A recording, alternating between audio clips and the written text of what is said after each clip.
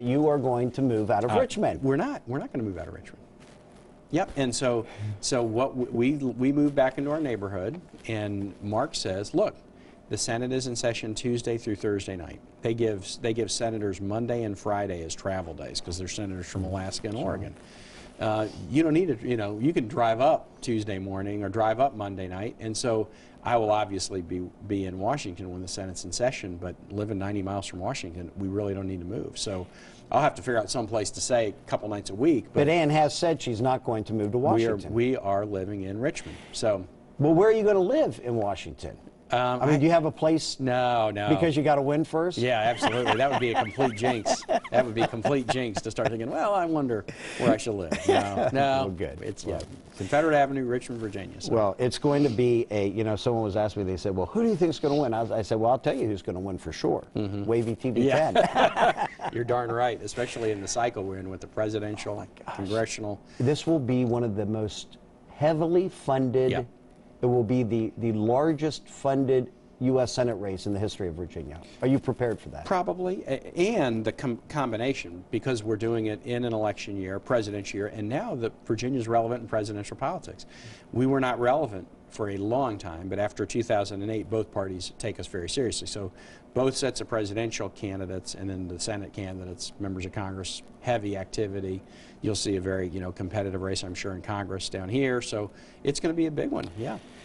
Do you think your tenure as the leader of the Democratic Party in this country helps you or hurts you with the track record that you had? It might be a wash. I mean, I was leader of the party in a very challenging time, obviously, but also at a time when there was a tremendous number of accomplishments. I mean, tough elections, but when I started to support the president in that role, the economy was shrinking. GDP was shrinking. It's growing now. We were losing jobs every month. We're gaining jobs. The stock market was plummeting. The stock market's up, nearly 50% since the inauguration day of the president. So a little bit of both sides. But I think my main job is basically to articulate the theme. And I've become a big believer in this. I now know, Washington's got challenges and Virginia has solutions. What we've done in the economy, what we've done in fiscal responsibility, and what we still have in Virginia, thank goodness, in balance and civility, all of those things have lessons that Washington, the national politics, should pay attention to, and that's what I want to take to DC. And it was really no surprise, but Democrats lost a lot of seats in the midterm elections, as they do. It happened with Clinton, happened with Republicans. Reagan, Bush. And unfortunately, you were, it was on your watch. Yeah. And people were saying that, your critics say that it showed weak leadership, or that not really. That things weren't gelling right. No, I think some people thought you should have been removed. I got some grief for not being a fire-breathing, rip Republicans' throat out at every point. And when the president asked me to do the DNC job, I said, honestly, President, I'm not Howard Dean. He said, Tim, I'm not asking you in spite of who you are. I'm asking because of who you are. Because what he was saying is the key, ultimately, we don't do politics for politics' sake. And we don't even do politics for election's sake. We do politics for the results that we can try to produce in people's lives. And the president said, you have been a governor in the worst recession in 70 years. You helped your state to be best managed state, best state for business. We're going to have to do some things to get this economy moving again, and I need somebody who can help articulate that message. And look, it's a tough time out there and people are hurting, but thank goodness the economy is now moving in the right direction again. We got a lot more work to do, and I think the nation can learn some really good lessons from Virginia. The presumptive opponent will be George Allen, who used what was a racial slur by using the word macaca in the last election. Many people believe that led to his loss against Jim Webb. Is macaca an issue in this election? Andy, what I'll say is this. I don't have an opponent yet because the Republican Party has a nominating process, and there are at least 3 declared candidates, including Senator Allen, and a 4th potential was on the front page of the Richmond paper this morning that I read before I drove down. So I've styled my campaign Kaine for Virginia. It's not Kaine against anybody. It's Kaine for Virginia, and at some point I'll have an opponent, and I'm going to have to make clear the differences. But if it were Allen, would macaca be an issue for you? That is, it's way too early. I'm just not going to get into who the other opponent is. I am going to talk about the issues. I'm going to talk about Our economic track record when I was governor, we were best state for business by Forbes.com each of the 4 years I was governor in a very tough time. Best managed state in America, best state for a child to be raised, and I am going to be talking about our trait of balance and civility here in Virginia, which includes treating everybody well, and because we have to listen to each other, and we have to, even with people of other parties, be able to sit down and work things out, and that's what we need in Washington.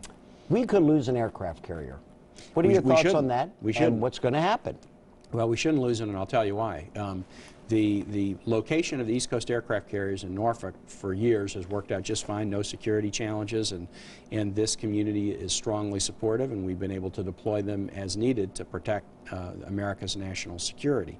To redeploy an aircraft carrier from here to Florida not only is breaking something that doesn't need fixing, but it also is a tremendous amount of investment that has to be put into Mayport, Florida to build up the capacity to harbor the carrier. We are right now in the midst of the biggest single issue we're talking about at the national level is how to control spending. The Navy has a lot of priorities that come way ahead of this one.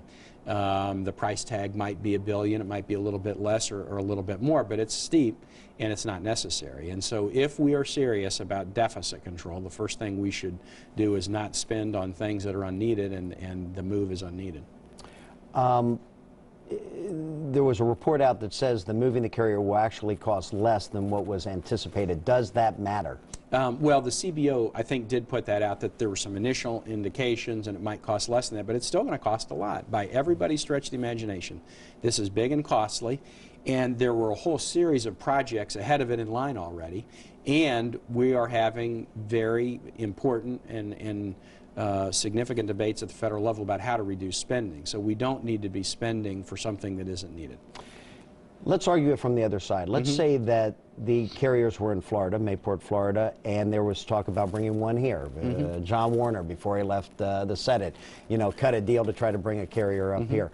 How would you argue that it would be best to bring the carrier here to Virginia when it's already in Florida? Well, I guess I'm asking you to argue it the other way. I mean, look, it's important that it's all full of politics. It's provincial. And there's the reason that every state gets 2 senators. You're supposed to not only go and do good things in Washington, you're supposed to advocate your state's interests. And so that I completely get. But I would say that the argument would be a hard one to make, given the current reality that we are trying to figure out a way to control federal spending. The president has said everything's on the table, and everything needs to be on the table. And one of the easiest ways to control spending is not to spend money on things that aren't needed.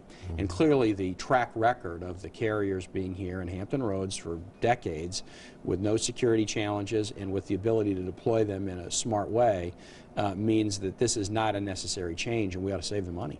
Yeah, as we are wrestling with federal spending and trying to control it, which is important, you do have to figure out a way to control it that doesn't harm the economy. And that was one thing I worked very hard at as governor. I had to make a lot of budget cuts, but I still kept our unemployment rate relatively low and income high and a business-friendly state. The Hampton Roads economy does lean heavily on defense spending. With the port and with tourism spending and defense spending, those are the big 3 in Hampton Roads. So what we have to do is always figure out, anytime there's potential loss of defense assets, are there ways to get new defense assets here? The federal government is going to relocate, DOD is going to relocate the Africa Command from Germany back to the United States, and Hampton Roads is one of the leading contenders for that. That would be a really smart move, and the Africa Command of DOD is getting more and more important because of terrorism and other related issues. Going to bat strong for a command like that in Hampton Roads would be a smart thing. Other assets that could be co-located with the Joint Forces Command and the NATO Supreme Command here make a lot of sense. So you always have to be battling, but we are in an overall climate where we have to assume that federal spending is going to be reduced to try to deal with the deficit. Yeah, thoughts? Any more insight on the next act dealing with GIFCOM? My sense is, the plan was originally a full-scale elimination or complete relocation, and now it's down to about kind of a half reduction. But my sense is Secretary Gates, I was talking with the mayor of Norfolk, Mayor Frame, about this earlier today. The DOD has repositioned other assets into Hampton Roads at the same time as the GIFCOM discussion has been going on, and there is this potential significant relocation of the Africa Command AFCOM. That is not necessarily an imminent decision, you know, months away, but it is something that Hampton Roads has, I think, a good shot at, and we ought to put our best face forward and as a Commonwealth with our federal delegation and really go to bat for that one.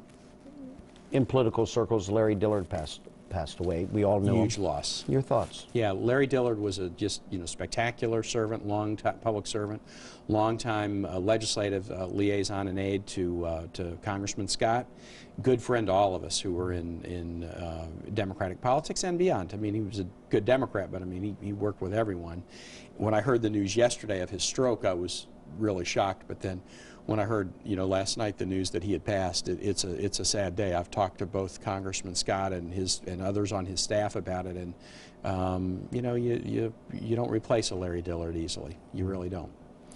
From a political insight, how important is a Larry Dillard to a political candidate? It's absolutely. I mean, I can think critical. of many people who have served you for a long time. You depend on them. Oh, you absolutely do. You know, those of us who are the names on the ballot, you know, only are there because there's an awful lot of people helping us get there. And over time, and you know, Congressman Scott, I mean, he's been a long-time member, 30 years, more than 30 years in elected office, and I think nearly 17 or 18 years in Congress. I mean, he had really, really depended on Larry, and you know, it's a huge blow, both personally and to the functioning of the team. But you know, what we do is we celebrate a life well lived. We celebrate public service. I mean, that day comes for all of us, and all we can do is make the most out of it while we have the chance, and Larry did. One real question, one softball. Yeah, sure. First one is, I'm just curious how you think your executive experience is going to impact you moving over to the legislative side. Well, that's an interesting question. I mean, I've been a mayor and I've been a governor, and being in the legislature is a little bit different in the Senate. Now, I was a member of the Richmond City Council, one of 9, had legislative experience there. It's an adjustment. I think, you know, I think executives have an initial adjustment, but what senators have basically told me is the great thing about the Senate is you get to pick an issue or two that you want to be the expert about, and you can make it your passion and develop an expertise where senators of both parties will come to you. And I think some of the I'm passionate about the Virginia economic story, Andy. We were near the bottom of the nation 50 years ago in per capita income. We're top 10 now. We were very low in higher ed attainment rate 50 years ago. We're greater than the national average now. We've come a long way in terms of how we think about educating our citizenry in the last 50 years, and that's why we're an economic success. And I want to take that issue, which I'm very passionate about, sort of education from pre-K to college and workforce training. That's an issue that I believe has been a part of the Virginia success story, and I want to take that to Washington. The question is math and science, the incredible need to increase the standards in math and science specifically. Yep. You were governor. Yep. We aren't quite there.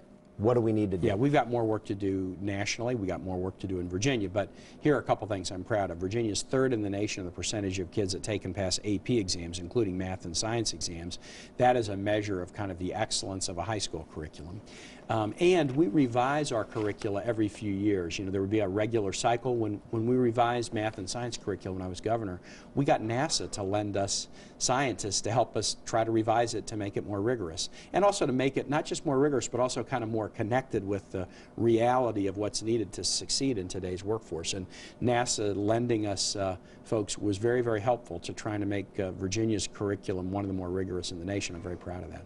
Well, my pet story is when I was running for governor, my 3 kids are like, Dad, when, you know, we want to get a dog. And I said, well, I'll tell you, we'll get a dog once this race is over, win or lose. That, you know, will be the prize for putting up with this gubernatorial campaign. So election night, you know, we had a big party. We stayed at the Marriott Hotel in Richmond. We were driving home to our neighborhood in Northside Richmond the next day. We just, you know, coincidentally passed by the SPCA, and the kids were like, Dad, we're going to stop and get a dog. You said we'd get a dog. I said, well, I said we'd get one after the election. I didn't say we'd get one the day after the election. Dad, you've promised. You've been promising for months we would get a dog. All right, we'll stop and we'll just do a little shopping. Well, we came home with the dog that day, and Gina has been with us ever since. So we've been real lucky that way. Okay.